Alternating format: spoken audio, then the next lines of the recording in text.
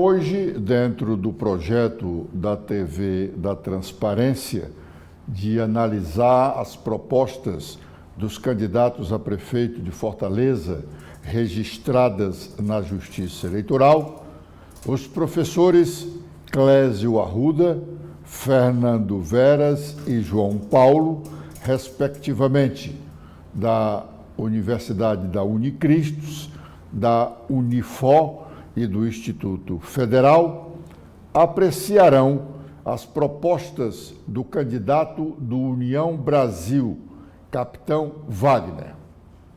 Amanhã, o capitão deverá estar aqui na TV da Transparência, segundo o projeto, para comentar a avaliação crítica feita pelos professores aqui citados sobre o projeto que ele apresentou à Justiça Eleitoral, dizendo que, se for eleito prefeito de Fortaleza para governar o município a partir do dia 1º de janeiro do próximo ano, durante 4 anos, ele cumprir o que ali está escrito.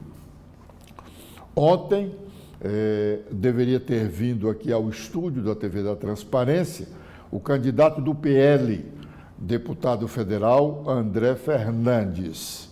O projeto dele foi analisado pelos professores na segunda-feira, ao meio-dia.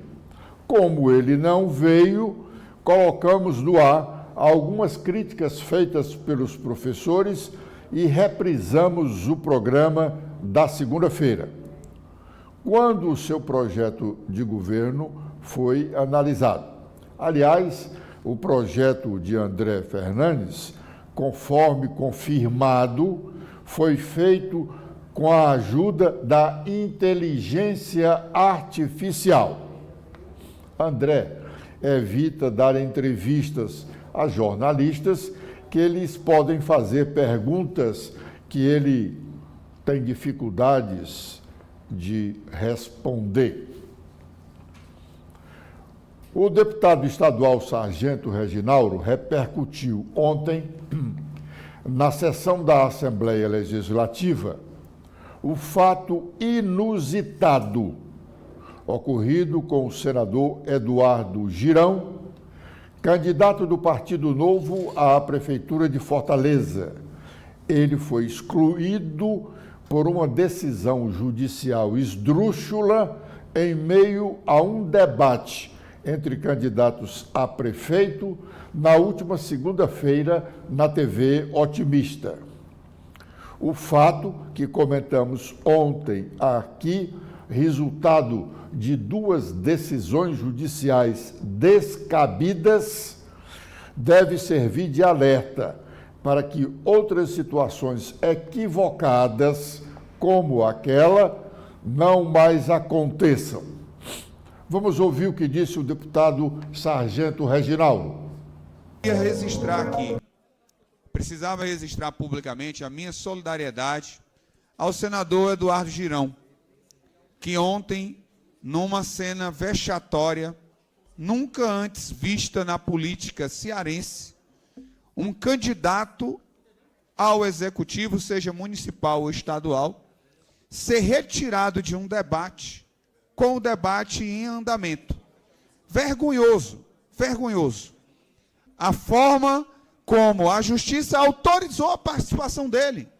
Então, por que não negou logo a participação dele no debate? Já que há o entendimento de que ele não pode, então por que não negaram? Deram a ele o direito de participar, se preparou, vai para o debate, é um político qualificado, mesmo estando fazendo oposição ao meu candidato, mas é um político extremamente qualificado, um dos senadores mais atuantes do Senado da República. E, de repente, numa estratégia de um candidato que nós sabemos está sendo utilizado pelo governo. É isso que precisa ficar claro. O candidato do Solidariedade está a serviço do governo.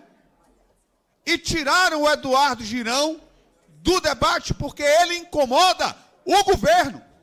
Porque é uma das vozes mais fortes de oposição em Brasília, ao governo do Lula e ao governo de Eumano, ao governo do PT. Então a minha solidariedade fica cada dia mais claro. Existe uma estrutura pesada de poder no Ceará que faz política só pelo poder, conduzida, coordenada pelo atual ministro da Educação, o senhor Camilo Santana.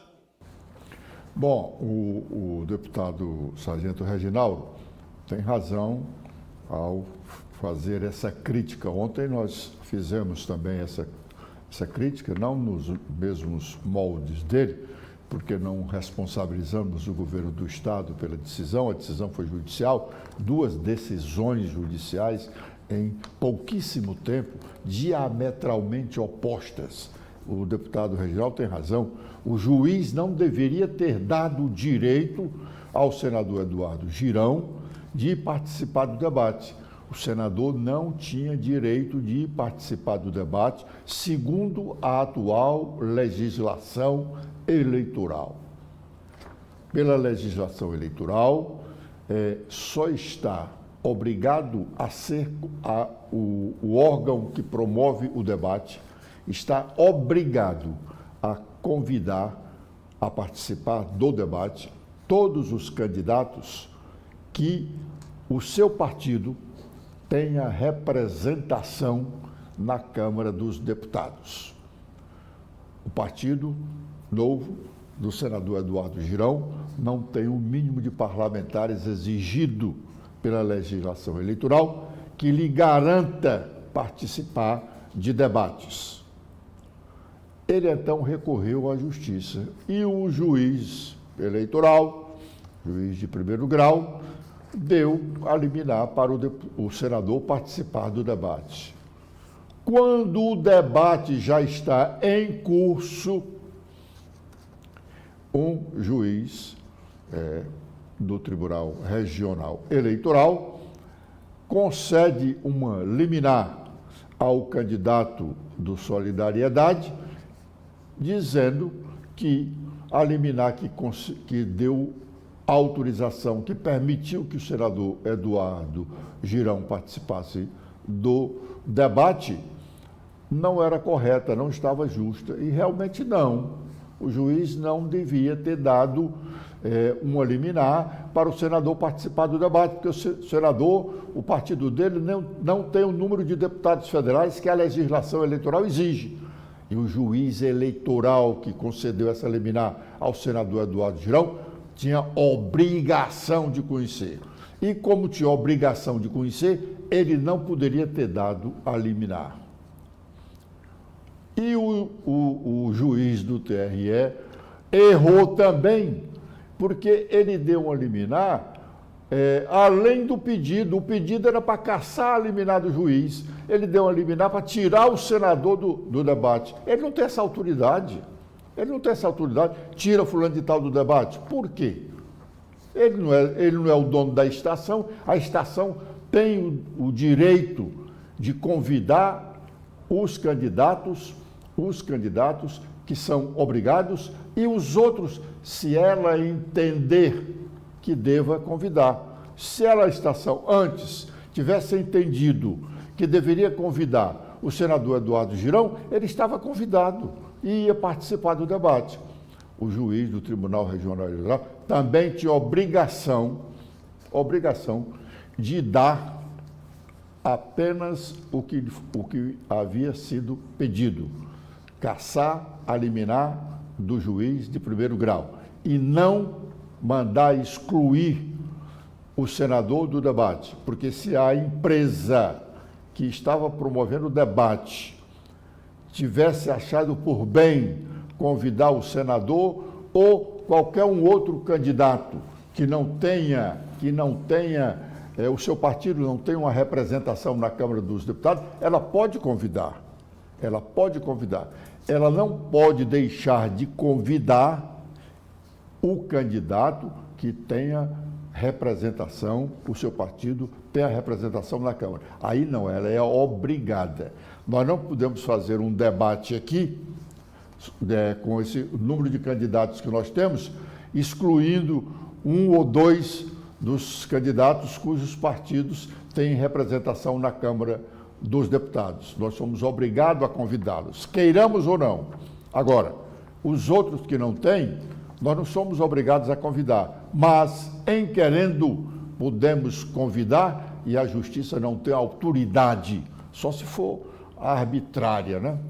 A autoridade legal não tem para dizer que o fulano não pode ser convidado.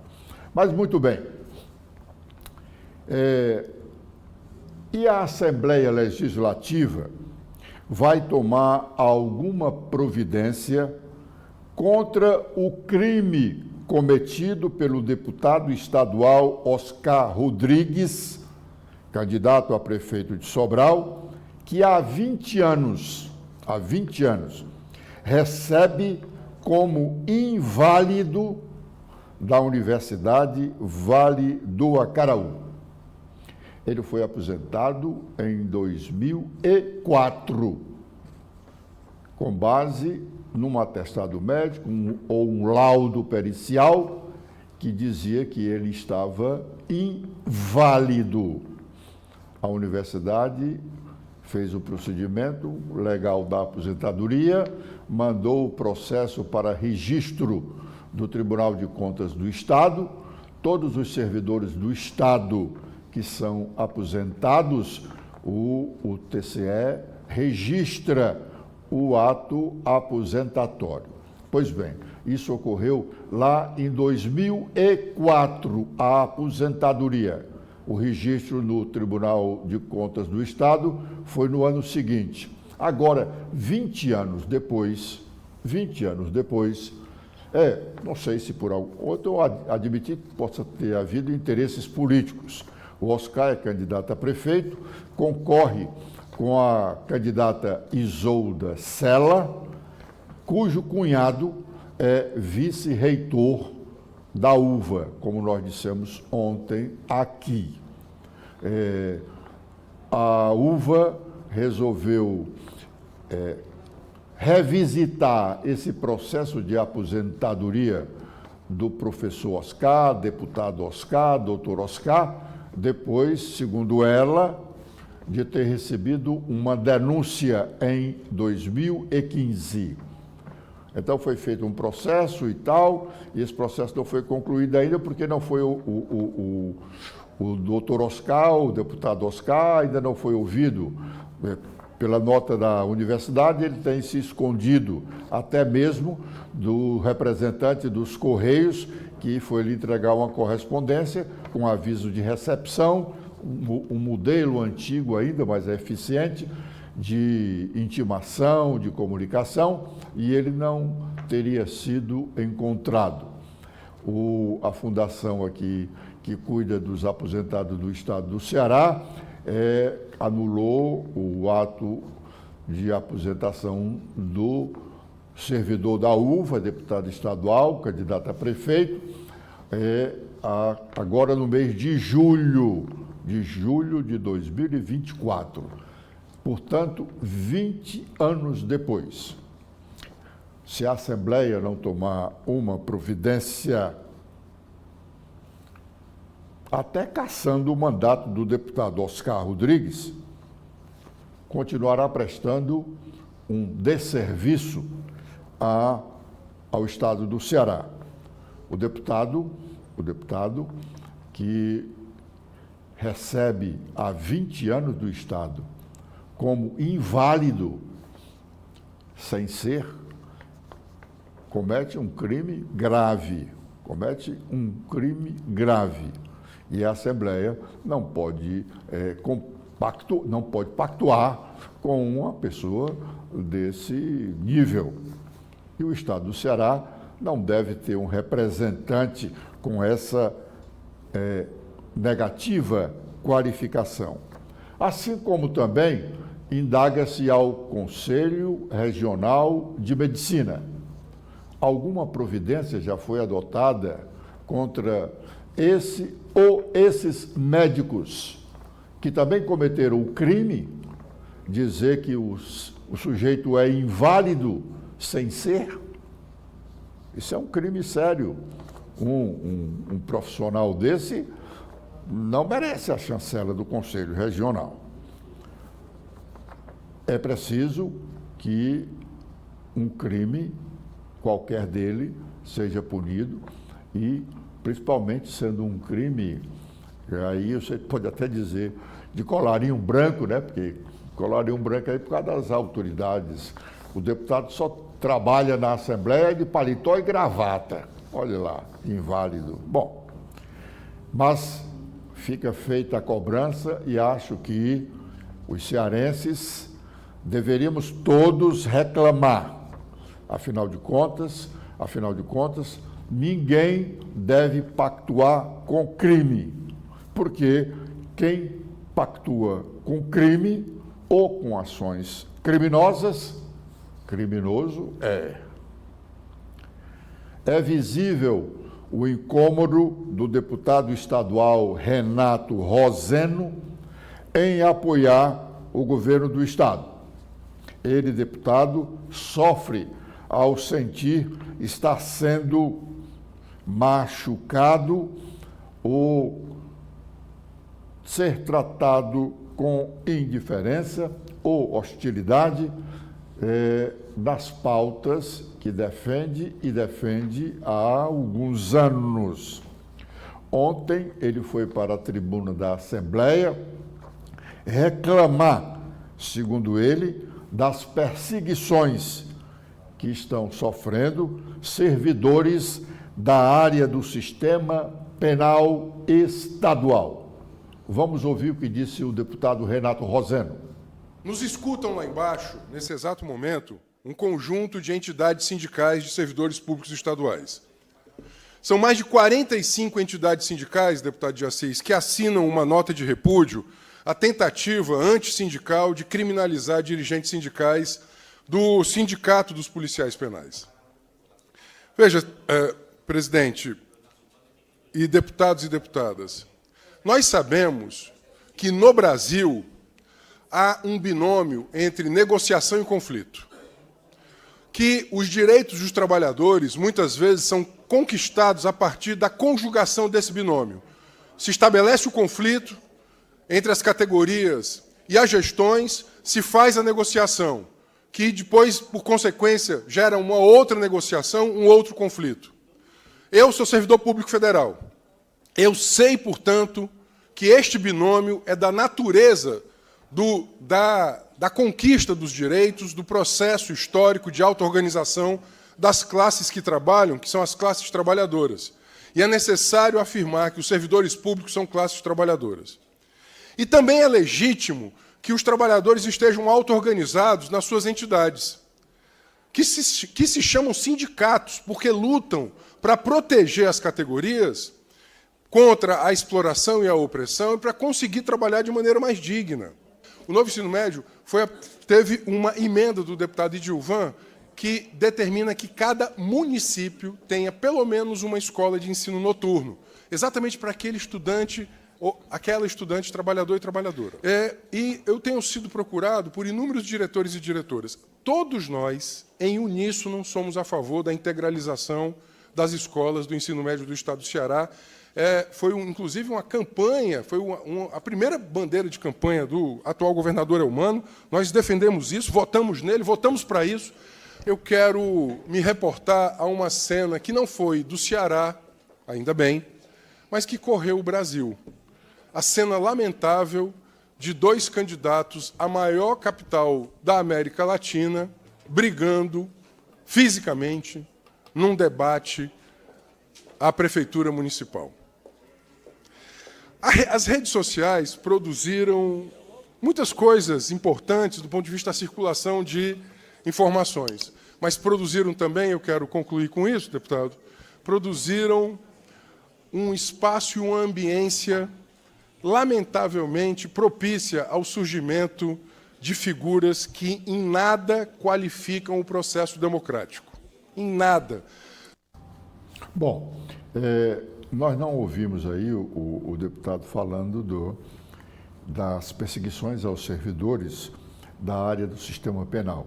O discurso dele foi realmente longo e ele abordou com percussiência essa questão. Aliás, não foi a primeira vez que ele foi à tribuna para criticar o secretário do Sistema Penal do Estado do Ceará.